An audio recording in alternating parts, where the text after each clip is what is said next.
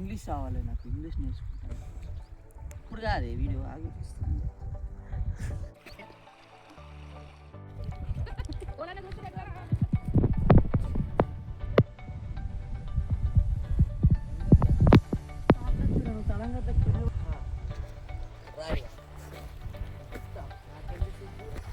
Hi friends, మేము చాలా రోజుల తర్వాత చేంజ్ వచ్చినాం.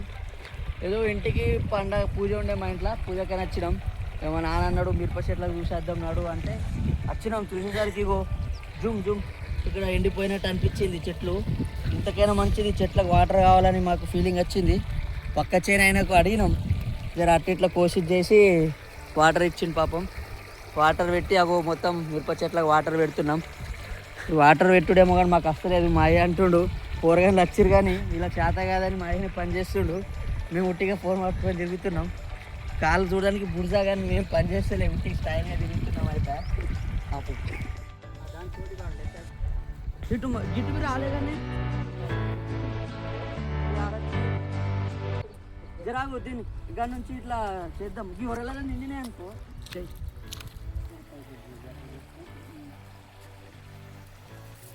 ఇట్లా అయితే అది కొనాకే కదా. నీళ్ళు ఆరబెట్టిన వారం కాస్తాయి. పచ్చిమిర్చి ఇప్పుడు ఉన్నాయి, పచ్చ కాస్త రెడ్డుగా అవుతాయి.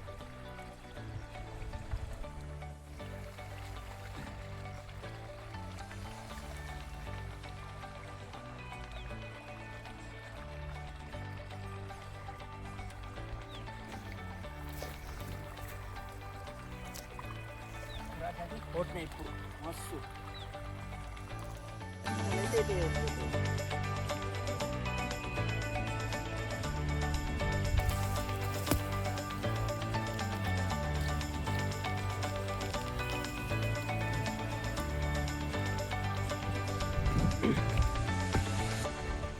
అలాగే మిరప చెట్లతో పాటు ఇగో వంకాయ చెట్లు.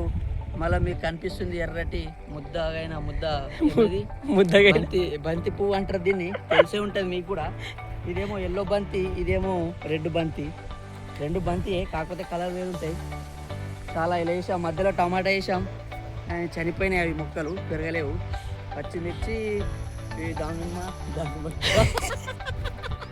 డిలీట్ కరు. ఇగో జూమ్ ఇక్కడ ఇగో టమాటాలు ఇప్పుడే స్టార్ట్ అవుతున్నాయి.